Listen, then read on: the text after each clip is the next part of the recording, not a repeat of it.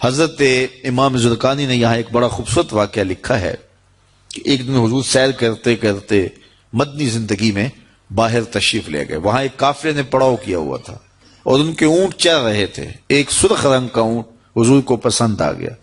قافلے والوں سے پوچھا اس اونٹ کو بیچتے ہو؟ انہوں نے بیچنا تھا یا نہیں بیچنا تھا. حضور نے پوچھا تو کہا ہاں بیچتے ہیں. میرے شیخ کہتے ہیں میں دل ویچا میں جگر ویچا جے پیارا محمد آ جاوے نہیں میں اپنا سارا کر ویچا جے پیارا محمد آ جاوے. انہوں نے بیچنا تھا یا نہیں؟ کہا جی ہم بیچتے ہیں. اچھا کتنے کا بیچتے ہو؟ کہا جی اتنے کا. سودا طے ہو گیا.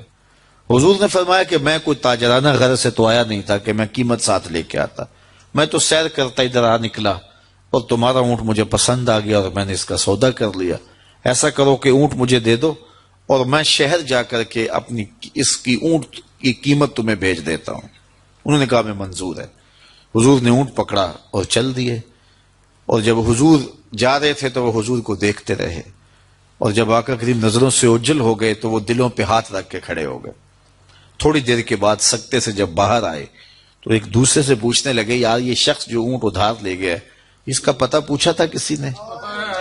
جب کسی کو نقد سودا دیا جائے تو اس کا عطا پتہ پوچھنے کی ضرورت نہیں ہوتی. اور جب کسی کو ادھار دیں تو یا آپ اسے جانتے ہو یا درمیان میں کوئی ضامن ہو یا کوئی چیز گروی رکھی جائے. اور کہا ایک شخص آیا تم نے اس کو اونٹ دے دیا اس کا پتہ بھی نہیں پوچھا, اس نے کوئی درمیان میں ضامن بھی نہیں دیا, تم نے کوئی شے بھی گروی نہیں رکھی اس کی. تو یار تم سب کی عقل پہ پردہ آ گیا, اس کا پتہ تو پوچھ لیتے, قیمتی اونٹ لے گیا. ایک بولا یار جب وہ باتیں کرتا تھا منہ سے پھول جھڑتے تھے. اذا تکلم رؤیا کالنور یخرج من بین ثنایا ہو. کہا میں تو اس منظر کو دیکھتا رہ گیا. دوسرا کہنے لگا یار جب وہ جو ہے وہ مسکراتا تھا سامنے والے پہاڑوں پہ عکس پڑتا تھا. اذا ضحک یتلالع فی الجدر. تیسرا بولا یار میں تو اس کی آنکھیں دیکھتا رہ گیا. کیا خوب سجن دیاں اکھیاں نے, کیا خوب سجن دیاں اکھیاں نے جویں پر کے سرائیاں رکھیاں نے. تو اجے میرا یار نہیں ڈٹھا جنوں ویکھ کے چن شرماوے. ادھی راتی دن چڑھ جاوے جیو رخ تو نقاب اٹھاوے. تے جیو نکلے سیر کرن نو سارا گلشن سیس نواوے. اتے دھرتی لف لف جاوے جے ہاتھ پھلاں وچ رکھدا ہاتھ پھلاں تو ود جاوے. نین نشیلے مست رسیلے وچ سونا کجل سہاوے. اکھ اگڑے تے انج پیا جاپے جویں میں خانہ کھل جاوے. توبہ توبہ حسن سجن دا چال نہ چلی جاوے. بجلی ڈردی لشک نہ مارے متا بے ادبی ہو جاوے. تے جے او کھولے پیچ زلف دے اتے راہی راہ پل جاوے. توبہ توبہ حسن سجن دا چال نہ چلی جاوے. علم خدا نے اینا دتا عقلاں وچ نہ آوے. عقل خدا نے اینی دتی علماں وچ نہ آوے. کی اعجاز نظر وچ او دی جو آوے وک جاوے. خلق او دے نے مولئی دنیا کوئی ورلائی جان بچاوے. آزم ایڈا سونا ماہی سانو کدرے نظر نہ آوے. انہوں نے کہا جو بھی ہوا تم اس کے حسن میں کھو گئے اور وہ قیمتی اونٹ اپنے حسن کا جادو جگا کے تم سے ہتھیا کے لے گیا. امام زرقانی لکھتے ہیں جب انہوں نے یہ کہا نا کہ قیمتی اونٹ ہتھیا کے لے گیا تو اب تک خاموش بیٹھی خیمے کے پردے کی اوٹ میں بیٹھی قافلے کے سردار کی بیوی نے خیمے کا پردہ سرکایا اور ان سے مخاطب ہو کے بولی انا ضامنۃ لسامان جمالکم لا یغدر بکم. خبردار اس کے خلاف کوئی بات کی تو اگر وہ قیمت نہ دینے آیا تو مجھ سے لے لینا, میں اس کی ضامنہ ہوں. انہوں نے کہا اچھا تو اسے جانتی ہے؟ کہا واللہ میں بھی نہیں جانتی. تو کہا پھر ضمانت کیسے دے رہی ہے؟ کہا جب تم سودا کر رہے تھے خیمے کی اوٹ سے میں نے اس کا چہرہ دیکھا تھا اور جس کا چہرہ اتنا سونا ہو وہ جھوٹ بول ہی نہیں سکتا ہے. تھوڑی دیر گزری تو حضور کے غلام آ گئے کہ کون ہیں لوگ جن سے ہمارے آقا نے اونٹ خریدا تھا؟ انہوں نے کہا جی ہم لوگ ہیں. کہا یہ حضور نے کھجوریں تمہاری ضیافت کے لیے بھیجی ہیں اور یہ تمہاری قیمت ہے. انہوں نے کہا قیمت بعد میں دینا, ہم تو خود بک گئے ہیں, ہمیں پہلے بتاؤ وہ پیارا رہتا کہاں ہے. تو کہا یہ نخلستان مدینہ جو سامنے دکھائی دیتا یہی ڈیرے ہیں اس محبوب کے. تو امام زرقانی لکھتے ہیں سارا قبیلہ, اس قبیلے کا نام تھا وفد طارق, وہ سارے کا سارا وفد طارق اٹھا اور مدینہ المنورہ پہنچا اور حضور کے قدموں میں جا کے بیٹھ گیا. تیری تک کے ادامہ میں مرید ہو گئے. تو چہرہ اتنا خوبصورت تھا، اللہ اکبر، دیکھنے والے کہا کرتے ہیں اللہ اللہ، یاد آتا ہے خدا دیکھ کے صورت تیری۔ تو کسی سے اگر پیار اس لیے کیا جاتا ہے کہ وہ سونا بڑا ہے، تو پھر آؤ نا اس سے پیار کیجئے جو اتنا سونا ہے کہ پیر مہر علی بول کے کہنے لگے، مکھ چند بدر شاہ شانی ہے، متھے چمک دی لاٹ نورانی، کالی زلف تے اکھ مستانی ہے، مخمور مد بھریاں۔ اعلیٰ حضرت بریلی سے بول رہے ہیں، ذرا لہجہ دیکھیے کتنا خوبصورت ہے۔ بلبل نے گل ان کو کہا، بلبل کی منتہائی پرواز تو یہ ہے کسی کو پھول کہتے، وہ پھول سے آگے تو سوچ نہیں سکتی، لیکن اس نے بھی پھول کہہ دیا۔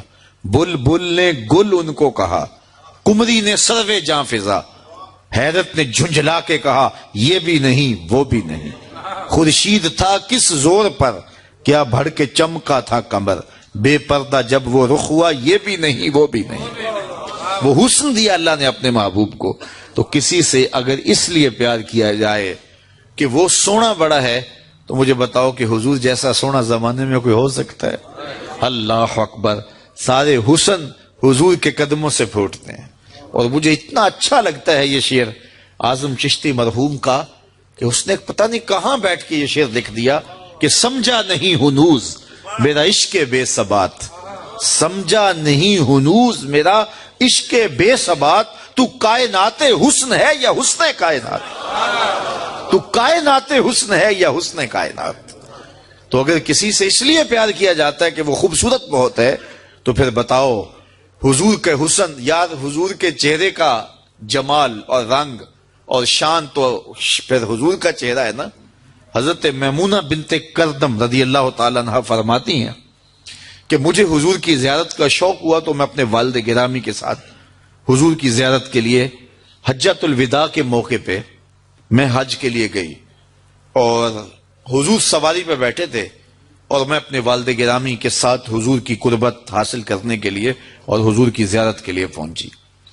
حضور کے چمکتے چہرے پر نظر جم نہ سکتی تھی اور میرے میں ہمت نہ ہوئی کہ میں حضور کے چہرے کو دیکھ سکوں۔ تو حضور سواری پہ بیٹھے تھے تو میں حضور کے پاؤں کو دیکھنے لگی۔ سبحان اللہ۔ فرماتی ہیں کہ حضور کے انگوٹھے کے ساتھ والی جو انگلی تھی اس کا قد باقی انگلیوں کی مناسبت سے لمبا تھا۔ فرماتی ہیں ما نسیتو فی ما نسیتو طول اصباحو، کہتی ہیں کہ آج تک اتنا عرصہ گزر گیا ہے، حضور کی مبارک انگوٹھے کے ساتھ والی انگلی کا حسن ہی میری نگاہوں سے زائل نہیں ہوتا۔ یار جس کی انگلی اور جس کے پاؤں کا حسن اتنا ہے، اس کے چہرے کی جمال کی کیفیت کیا ہوگی؟ وہ کسی شاعر نے کہا تھا نا کہ قدموں پہ جبیں کو رہنے دو، چہرے کا تصور مشکل ہے۔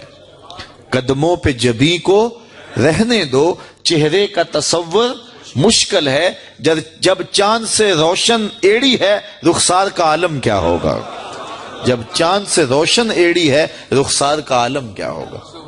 تو حضور علیہ السلام کے حسن اور حضور کے جمال کی وجہ سے اگر پیار کیا جائے تو پھر مجھے بتاؤ کہ حضور علیہ السلام سے بڑھ کر کائنات میں حسین کون ہو سکتا ہے، خوبصورت کون ہو سکتا ہے؟ تو اس لیے ہماری محبتیں اور ہماری عقیدتیں حضور کی بارگاہ میں دست بستہ حاضر ہوں۔ اب کسی سے اگر پیار کر لیا جائے تو اس پیار کے تقاضے کیا ہیں؟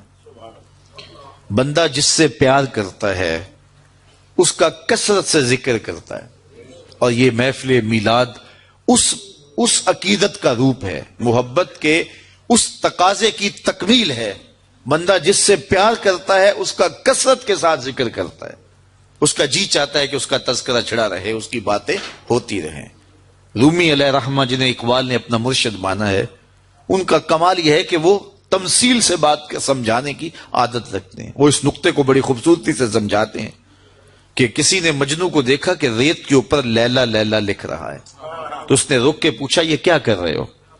تو گفت مشق نام لیلا می کنم خاطر خود را تسلی می دہم، اس نے کہا اپنے محبوب کا نام لکھ لکھ کے دکھی دل کو قرار دے رہا ہوں۔ تو رومی کہتے ہیں کہ اگر مجنو کو لیلا کا نام تسکین دیتا ہے تو امتی کو حضور کا نام تسکین نہیں دیتا۔ اور میں تو کہا کرتا ہوں میں خانہ سہارا دیتا ہے نہ جام سہارا دیتا ہے، ہم کو تو مدینے والے کا ایک نام سہارا دیتا ہے. ٹھنڈ پڑ جاتی ہے سینے میں جب کسی کے لبوں پہ اس مبارک نام کا چراغاں ہوتا ہے. تو جس سے پیار کیا جاتا ہے اس کا کثرت سے ذکر کیا جاتا ہے. میاں صاحب نے بھی اپنے انداز میں کہا ہے نا, جو کسی دا عاشق ہوئے تے گل ہو سے دی کردا, 100 مکر بہانے کر کے مرنے ہو سے مردا. جب محبت کسی سے ہو تو پھر اس کا تذکرہ کسی نہ کسی بہانے چھڑا جاتا ہے. یہ نہیں ہو سکتا کہ طبیعت اچاٹ ہو جائے کہ یہ بات چھوڑو بھی نا. میں مختلف جگہوں پہ جاتا ہوں تو بعض لوگ پرچیاں دیتے ہیں جناب میلاد النبی کے ثبوت کے حوالے سے بھی کوئی بات کیجئے. تو میں کہتا ہوں کہ دلائل کی زبان میں ہمارے علماء بات کرتے ہیں اور کمال کر دیتے ہیں, لیکن میں کہا کرتا ہوں اپنے سادے لہجے میں, کیا حضور کے ذکر کے لیے بھی دلیل